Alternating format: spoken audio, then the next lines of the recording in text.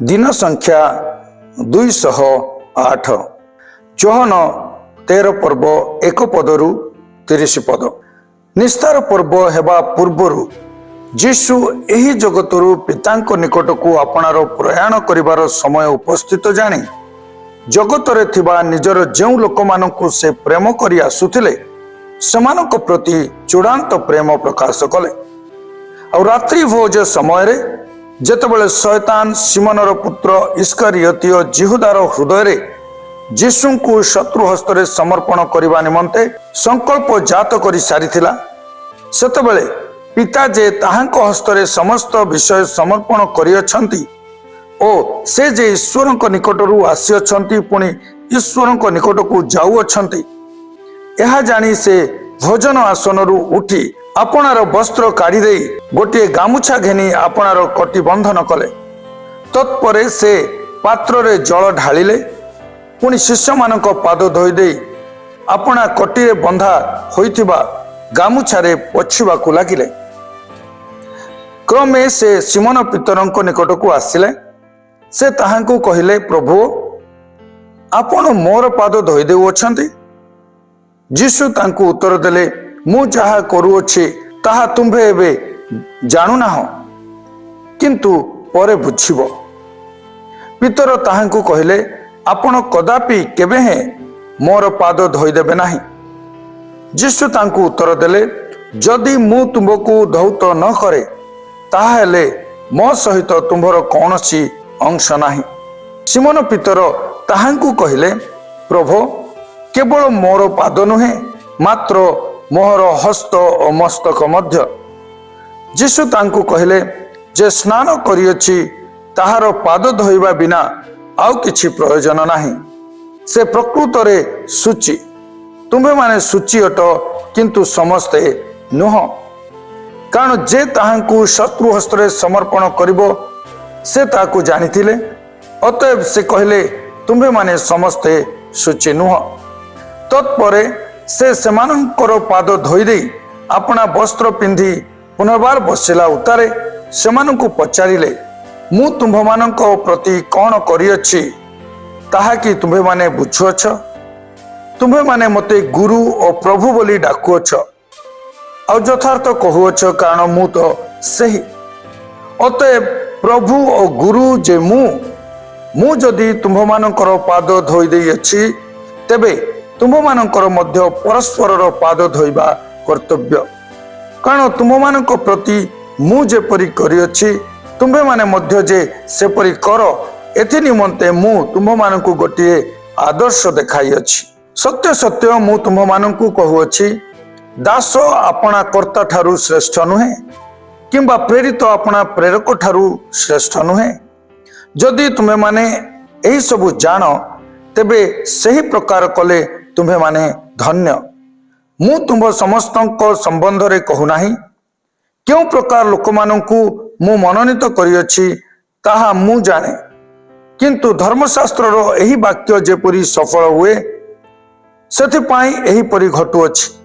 जे मोहर अन्न खाए से मोहर विरुद्ध रे गोइठा उठाइला, ताहा घटिबा समय रे मु सही अटे बोली तुम्हे माने जेपरि विश्वास कर, एथि निमंते ताहा घटिवा पूर्वे मु वर्तमान तुम मानकु कहुअछि। सत्य सत्य मु तुम मानकु कहुअछि, जे मोहर प्रेरित व्यक्ति की ग्रहण करे से मते ग्रहण करे और जे मते ग्रहण करे से मोहर प्रेरणकर्ता को ग्रहण करे। जीशु एही समस्त कथा कहिला उतारे आत्मारे उद्विग्न हेले और साक्ष्य देई कहिले, सत्य सत्य मु तुम मानकु कहुअछि, तुम मानक मध्यरु जने मते शत्रु हस्तरे समर्पण करिबो। से कहा संबंध रे कहिले से विषय रे हतबुद्धि होई शिष्य माने परस्पर पचारिबाकू लागिले। जीशुंक शिष्य मानक मध्यरु जने जाहाकू जीशु प्रेम करुथिले से जीशुंक दक्षिण पाखरे बसी भोजन करुथिले। अतएव सिमोन पितर तांकू संकेत करी कहिले, से कहा संबंध रे कहुअछंती ताहा कुह। से सही प्रकार बसी थाई जीशुंक बक्षस्थल रे आउजी पड़ी ताहांकू पचारिले, प्रभु से किए? तेणु यीशु उत्तर देले, जहा निमंते मु एही रोटी खंड को बुड़ाइबी और जहा को ताहा देबी से तहिरे से सही रोटी खंड को बुड़ाई ताहा घिनी इस्कारियोतीय सिमोनर पुत्र जिहुदा को देले। से रोटी खंड को पाइला उतारे शैतान ताहा मध्य प्रवेश कला। सेतिरे यीशु ताकू कहले, जहा करूअछ ताहा शीघ्र कर। किंतु से कि उद्देश्य रे ताकू एही कथा कहिथिले ताहा भोजन रे बसिथिबा लोकमानक मध्यरु केही जानिले नाही। कारण जिहुदा निकटरे टंका थली थिबारु पर्व निमंते जहा जहा आयोजन ताहा क्रय करिबाकू किंबा दरिद्र मानकू किछि दान करिबाकू यीशु ताकू कहिले बोली केही केही मने कले। रोटी खंड को ग्रहण करी से तत्क्षणात बाहरी गला। सेतेबेले रात्रि काल। लूक 22 पर्व 7 पदरु 30 पद। पर जेउ दिन निस्तार पर्वर मेषशाबक बलिदान करबाकू हुए, खमीर शून्य रोटी पर्वर सही दिन उपस्थित हैला। आउ से पितर और जोहन को यह कही पठाइले, आंभे माने जेपरी भोजन करि परिबु एथिपाई तुम्भे माने जाई आंभ मानक निमंते निस्तार पर्वर भोज प्रस्तुत कर। सेथरे से माने ताहांकु पचारिले, आंभे माने केउ स्थान रे प्रस्तुत करिबु बोली आपण इच्छा करंती। से सेमानंकु कहिले, देख तुम्भे माने नगर रे प्रवेश करंते जलकुंभ घेनी जाउथुबा जने लोक तुम्भ मानंकु भेटिबो। से जे गृह रे प्रवेश करिबो ताहार पछे पछे सही गृह को जाई गृहर कर्तांकु कहिबो, गुरु आपणकु पचारु अछंती, मु मोहर शिष्य मानक सहित जेउठारे निस्तार पर्वर भोज पालन करिबी सही अतिथिशाला काहे। सेतिरे से तुम्भ मानकु सुसज्जित गोटिए उपरिस्थ बृहत कोठरी देखाई देबे, से स्थान रे प्रस्तुत कर। आउ से माने जाई से सेमानंकु जेपरि कहिथिले सही परि देखि निस्तार पर्वर भोज प्रस्तुत कले। पुनि समय उपस्थित हुअन्ते से और ताहांक संगे प्रेरित माने भोजन करबाकू बसिले।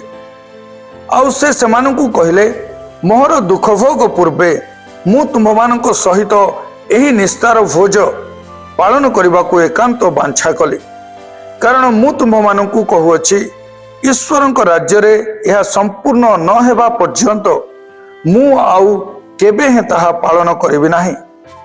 पुनि से पानपत्र ग्रहण करी धन्यवाद देई कहले, यह नहीं अपना अपना मध्यरे भाग कर। कारण मु तुम्भमानंकु कहुअछि, ईश्वरक राज्य न आसीबा पर्यंत मु आजि ठारू द्राक्षा फलर रस आउ पान करिबि नाही।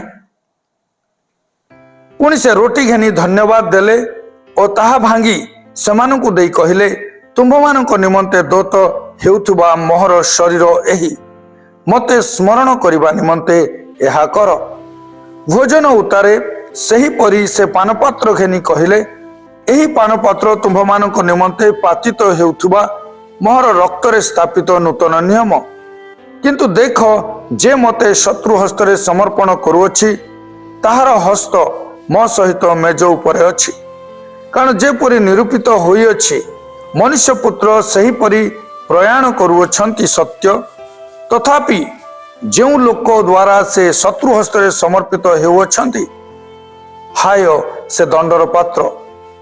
तेणु सेमानक मध्यरु किए यह करिबाकू जाउअछि से विषय सेमाने परस्पर वादानुवाद करिबाकू लागिले। पुनि सेमानक मध्यरे किए श्रेष्ठ बोली गणित से विषय सेमानक मध्यरे विवाद घटिला।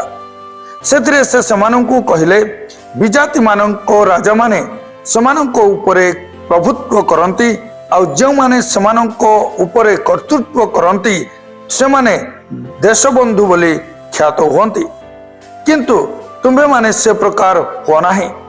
मात्र तुम्भमानक मध्यरे जे ज्येष्ठ से कनिष्ठ परि हेउ, पुनि जे नेता से सेवक परि हेउ। कारण के श्रेष्ठ, जे भजन पविष्ट ना जे सेवक? जे भजन पविष्ट से कि श्रेष्ठ नुहंती। किंतु मु तुम्भमानक मध्यरे जने सेवक परि अछि। मात्र तुम्भे माने मोहर समस्त परीक्षारे मो सहित रही आसी अछ।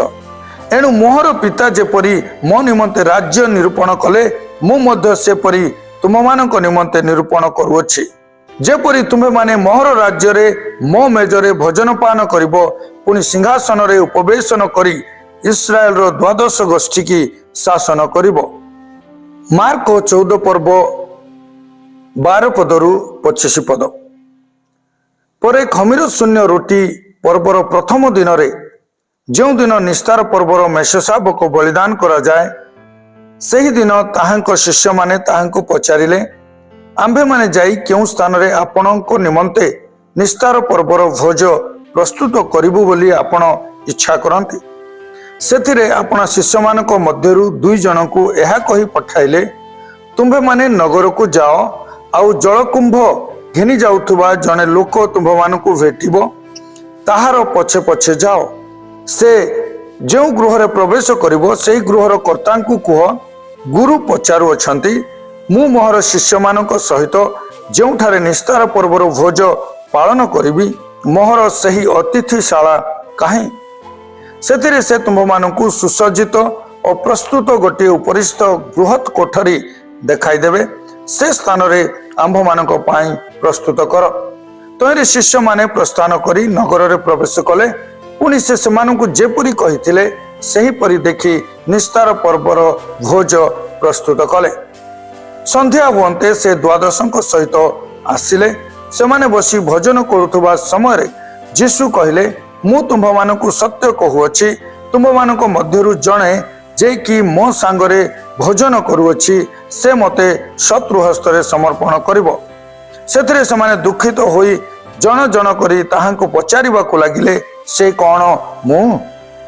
ଯୀଶୁ ସେମାନଙ୍କୁ କହିଲେ, 12ଙ୍କ ମଧ୍ୟରୁ ଜଣେ ଯେ କି ମୋ ସହିତ ପାତ୍ରରେ ହାତ ବୁଡ଼ାଉଅଛି।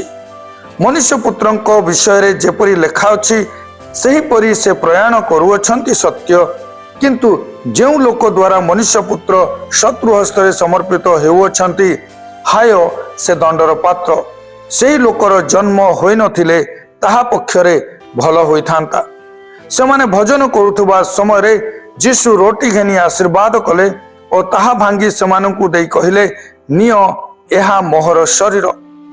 ପୁଣି ସେ ପାନପାତ୍ର ଘେନି ଧନ୍ୟବାଦ କରି ସେମାନଙ୍କୁ ଦେଲେ ଓ ସମସ୍ତେ ସେଥିରୁ ପାନ କଲେ। ଆଉ ଯୀଶୁ ସେମାନଙ୍କୁ କହିଲେ, ଯେଉଁ ନିୟମର ରକ୍ତ ଅନେକଙ୍କ ନିମନ୍ତେ ପାତିତ ହେଉଅଛି, ଏ ମୋହର ସେହି ରକ୍ତ। ମୁଁ ତୁମ୍ଭମାନଙ୍କୁ ସତ୍ୟ କହୁଅଛି, ଯେଉଁଦିନ ମୁଁ ଈଶ୍ୱରଙ୍କ ରାଜ୍ୟରେ ନୂଆ କରି ଦ୍ରାକ୍ଷା ଫଳର ରସ ପାନ କରିବି, ସେହିଦିନ ପର୍ଯ୍ୟନ୍ତ ଏହା ଆଉ କେବେ ହେଁ ପାନ କରିବି ନାହିଁ। ମାଥିଉ 26 ପର୍ବ 17 ପଦରୁ 29 ପଦ। ପରେ ଖମିର ଶୂନ୍ୟ ରୋଟି ପର୍ବର ପ୍ରଥମ ଦିନରେ ଶିଷ୍ୟମାନେ ଯୀଶୁଙ୍କ ନିକଟକୁ ଆସି ପଚାରିଲେ, ଆମ୍ଭେମାନେ କେଉଁ ସ୍ଥାନରେ ଆପଣଙ୍କ ନିମନ୍ତେ ନିସ୍ତାର ପର୍ବର ଭୋଜ ପ୍ରସ୍ତୁତ କରିବୁ ବୋଲି ଆପଣ ଇଚ୍ଛା କରନ୍ତି? ଯୀଶୁ କହିଲେ, ନଗରରେ ଯାଇ ଅମୁକ ଲୋକଙ୍କ ନିକଟକୁ ଯାଇ କୁହ, ଗୁରୁ କହୁଅଛନ୍ତି, ମୋହର କାଳ ସନ୍ନିକଟ, ମୁଁ ମୋହର ଶିଷ୍ୟମାନଙ୍କ ସହିତ ତୁମ୍ଭ ଗୃହରେ ନିସ୍ତାର ପର୍ବ ପାଳନ କରିବି। ସେଥିରେ ଶିଷ୍ୟମାନେ ଯୀଶୁଙ୍କ ଆଦେଶ ଅନୁସାରେ କର୍ମ କରି ନିସ୍ତାର ପର୍ବର ଭୋଜ ପ୍ରସ୍ତୁତ କଲେ। ପରେ ସନ୍ଧ୍ୟା ହୁଅନ୍ତେ ସେ 12 ଶିଷ୍ୟଙ୍କ ସହିତ ଭୋଜନରେ ବସିଲେ। ସେମାନେ ଭୋଜନ କରୁଥିବା ସମୟରେ ସେ କହିଲେ, ମୁଁ ତୁମ୍ଭମାନଙ୍କୁ ସତ୍ୟ କହୁଅଛି, ତୁମ୍ଭମାନଙ୍କ ମଧ୍ୟରୁ ଜଣେ ମୋତେ ଶତ୍ରୁ ହସ୍ତରେ ସମର୍ପଣ କରିବ। ସେଥିରେ ସେମାନେ ଅତ୍ୟନ୍ତ ଦୁଃଖିତ ହୋଇ ପ୍ରତ୍ୟେକ ତାହାଙ୍କୁ ପଚାରିବାକୁ ଲାଗିଲେ, ପ୍ରଭୁ, ସେ କ'ଣ ମୁଁ? ଯୀଶୁ ଉତ୍ତର ଦେଲେ, ଯେ ମୋ ସହିତ ପାତ୍ରରେ ହାତ ବୁଡ଼ାଇଲା, ସେ ମୋତେ ଶତ୍ରୁ ହସ୍ତରେ ସମର୍ପଣ କରିବ। ମନୁଷ୍ୟପୁତ୍ରଙ୍କ ବିଷୟରେ ଯେପରି ଲେଖା ଅଛି, ସେହିପରି ସେ ପ୍ରୟାଣ କରୁଅଛନ୍ତି ସତ୍ୟ, କିନ୍ତୁ ଯେଉଁ ଲୋକ ଦ୍ୱାରା ମନୁଷ୍ୟପୁତ୍ର ଶତ୍ରୁ ହସ୍ତରେ ସମର୍ପିତ ହେଉଅଛନ୍ତି, ହାୟ ସେ ଦଣ୍ଡର ପାତ୍ର। ସେହି ଲୋକର ଜନ୍ମ ହୋଇନଥିଲେ ତାହା ପକ୍ଷରେ ଭଲ ହୋଇଥାନ୍ତା। ଏଥିରେ ଯେଉଁ ଜିହୁଦା ତାହାଙ୍କୁ ଶତ୍ରୁ ହସ୍ତରେ ସମର୍ପଣ କଲା, ସେ ଉତ୍ତର ଦେଲା, ହେ ଗୁରୁ, ସେ କ'ଣ ମୁଁ? ଯୀଶୁ ତାହାକୁ କହିଲେ, ତୁମ୍ଭେ କହିଅଛ। ଆଉ ସେମାନେ ଭୋଜନ କରୁଥିବା ସମୟରେ ଯୀଶୁ ରୋଟି ଘେନି ଆଶୀର୍ବାଦ କଲେ ଓ ତାହା ଭାଙ୍ଗି ଶିଷ୍ୟମାନଙ୍କୁ ଦେଇ କହିଲେ, ନିଅ, ଭୋଜନ କର, ଏହା ମୋହର ଶରୀର। ପୁଣି ସେ ପାନପତ୍ର ଘେନି ଧନ୍ୟବାଦ ଦେଲେ ଓ ସେମାନଙ୍କୁ ଦେଇ କହିଲେ, ଏଥିରୁ ସମସ୍ତେ ପାନ କର, कारण जो नियमर रक्त अनेक निमंते पाप क्षमा उद्देश्य पातित होउछि ए मोहर सही रक्त। किंतु मु तुम मानू कहूअछि जो दिन मु अपना पिता राज्य रे तुम मानक सहित नुआ करी द्राक्षा फलर रस पान करी सही दिन पर्यंत आज ठारू यह केबे हैं पान करी नाही। जोहन 13 पर्व 31 पदरु 14 पर्व 31 पद अर्थात 14 पर्वर शेष पद पर्यंत से बाहरी गला उतारे यीशु कहले एबे मनुष्य पुत्र महिमान्वित हेबे ओ ताहांको ठारे ईश्वर महिमान्वित हेबे। जदि ईश्वर ताहांको ठारे महिमान्वित हेले तेबे ईश्वर मध्य ताहांको आपना ठारे महिमान्वित करिवे पुनि शीघ्र ताहांको महिमान्वित करिवे।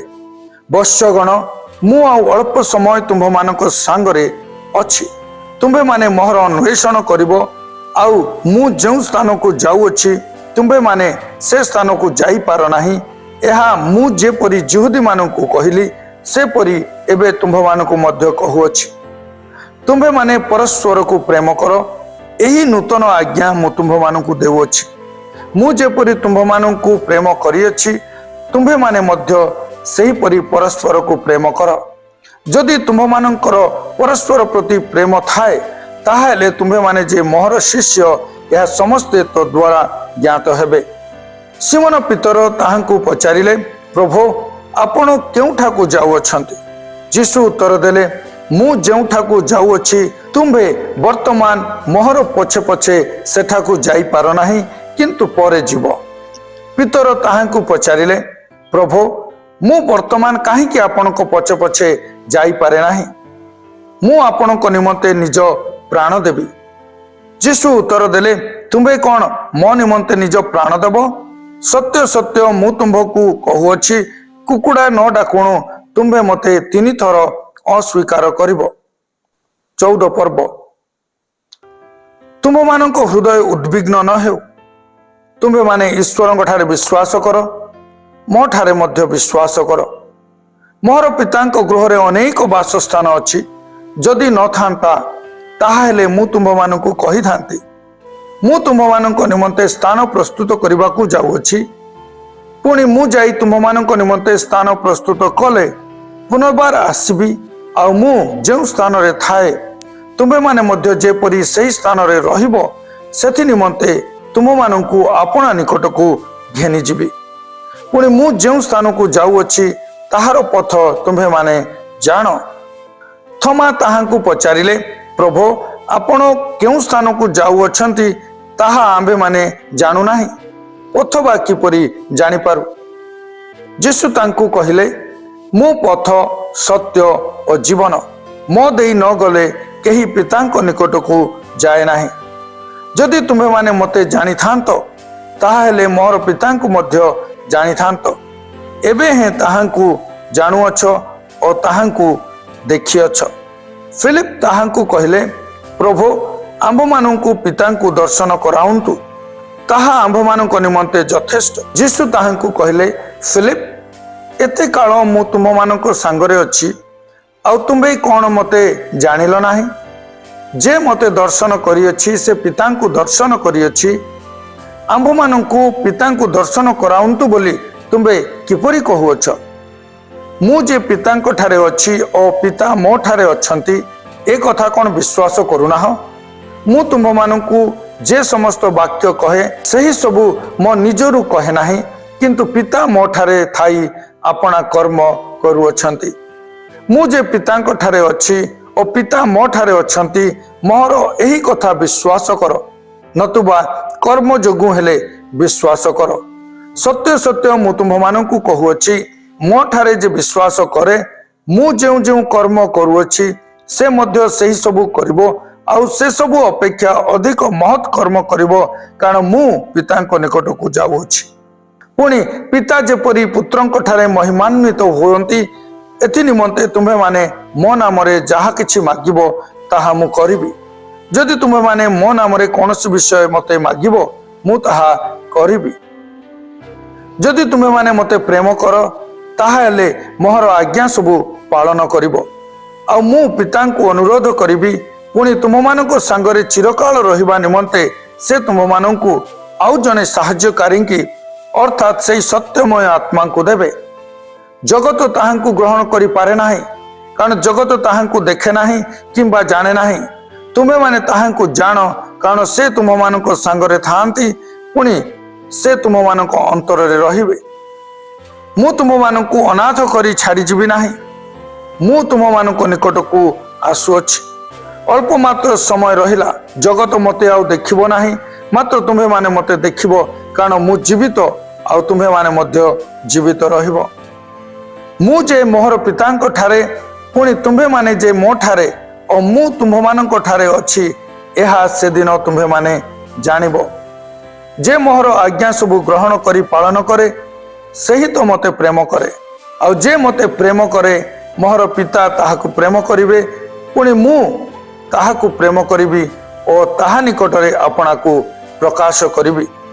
जिहुदा इस्कारियोत नुहे, ताहांकु कहिले, हे प्रभु, कौन हैला जे आपण जगत निकटरे आपणाकु प्रकाश न करी आंभ मानक निकटरे प्रकाश करबाकु जाउअछंती।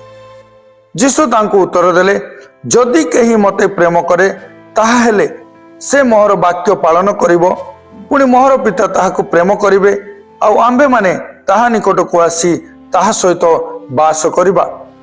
जे मते प्रेम करे नाही से मोहर वाक्य पालन करे नाही, आउ जो वाक्य तुम्हे माने शुणुअछ ताहा मोहर नुहे, मात्र मोहर प्रेरणकर्ता पितांकर।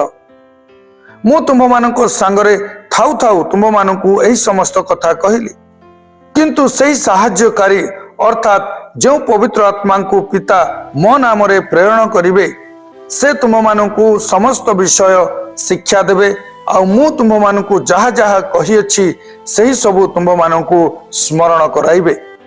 मु तुम मानकु शांति दान करी जाउअछि, मोहर निजर शांति तुम मानकु दान करूअछि। जगत जेपरि दान करे मु तुम मानकु सेपरि दान करू नाही। तुम मानक हृदय उद्विग्न कि भयग्रस्त न हेउ। मु जे जाउअछि और तुम मानक निकटकु पुणी आसुअछि, मोहर एही कथा तो शुणिअछ। जदि तुमे माने मते प्रेम करुथांत, ताहेले मु मोहर पितांक निकटकु जाउअछि बोली आनंद करिथांत, कारण पिता मो ठारू महान।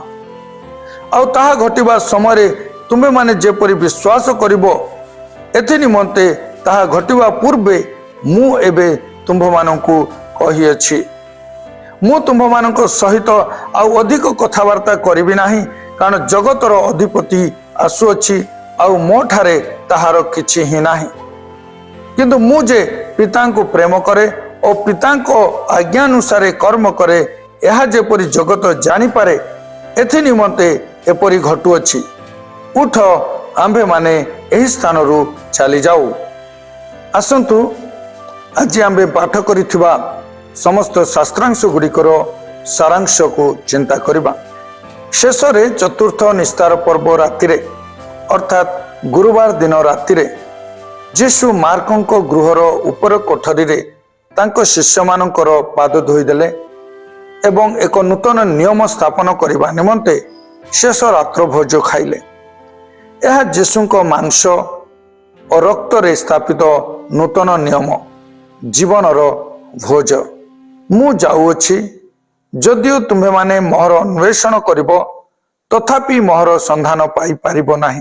सेही उपर कोठरी रे तांकर उपदेश जीवा ठारू आरंभ हुए, जहा से कुटीरवास पर्वर उपदेश समय उल्लेख करी सारिथिले एवं एठारे प्रमाणित कले जे मु ख्रीष्ट जे ऊर्ध्वरु आसीअछि।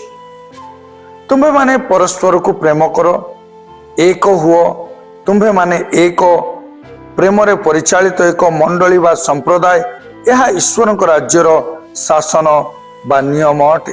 पितर जे मृत्यु पर्यंत सुधा ताहांकर अनुगमन करिवे बोली दाबी कले, तांकु कुहागला जे से अस्वीकार करिवे। प्रभु आपण केउठाकु जाउअछंती? से जीवाकु उद्यत थिबा पथ विषय रे थोमांक प्रश्नर उत्तर देई कहिले, पितांक निकटकु। अन्य शब्द रे कहिले, मु जो स्थान को जाउअछि ଆଉ ତୁମ୍ଭେ ଯେଉଁ ସ୍ଥାନକୁ ଯିବ ତାହା ହେଉଛି ପିତାଙ୍କ ନିକଟକୁ। ଏଥିରେ ଫିଲିପ ତାଙ୍କ ପିତାଙ୍କୁ ଦେଖାଇବା ପାଇଁ ଅନୁରୋଧ କଲେ। ତହିଁରେ ଯୀଶୁ କହିଲେ, ଯିଏ ମୋତେ ଦେଖିଅଛି ସେ ପିତାଙ୍କୁ ଦେଖିଅଛି। ମୁଁ ଈଶ୍ୱର ଅଟେ ଏବଂ ତତ୍ପରେ ଈଶ୍ୱର କିପରି ତ୍ରିଏକ ରୂପରେ ଅଛନ୍ତି ତାହା ସେ ବ୍ୟାଖ୍ୟା କଲେ। ଏକ ଈଶ୍ୱରଙ୍କ ତିନି ବ୍ୟକ୍ତିତ୍ୱ, ଐକ୍ୟତା ଓ ସଂଯୋଗ। ଏହାର ଅର୍ଥ ସର୍ବୋଚ୍ଚ ଈଶ୍ୱର ଅଦ୍ଭୁତ ଭାବରେ ମନୁଷ୍ୟ ରୂପ ନେଇ ଜଗତକୁ ଆସିବେ। ଏବ୍ରି ଭାଷାରେ ଶାଖାନ। ଯୀଶୁଙ୍କ ଯିବା ବିଷୟ ଯେହେତୁ ଏକ ବାସ୍ତବିକ ଘଟଣା, ଏଣୁ ସେ କହିଲେ ସେ ଆଉ ଜଣେ ସାନ୍ତ୍ୱନାଦାତା ପବିତ୍ର ଆତ୍ମାଙ୍କୁ ତାଙ୍କ ସ୍ଥାନରେ ପ୍ରେରଣ କରିବେ। ପ୍ରଭୁ ଆଜିର ଚିନ୍ତାରେ ଆମ୍ଭମାନଙ୍କୁ ଆଶୀର୍ବାଦ କରନ୍ତୁ।